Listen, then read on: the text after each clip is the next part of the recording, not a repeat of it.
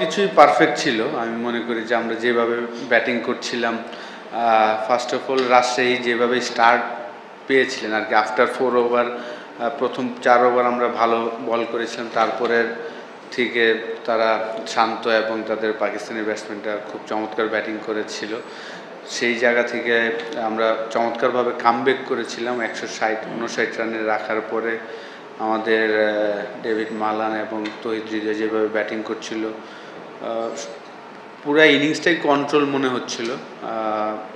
তারপরে তো আসলে লাস্ট ওভারে নুরুল হাসান সোহান চমৎকার একটা বাউন্ডারি মারলেন নামার পরে।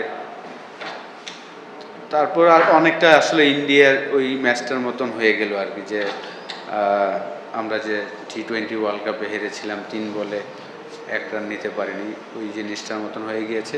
সব ধরনের খেলার খবর পেতে সাবস্ক্রাইব করুন। সঙ্গে থাকুন খেলার পাতার।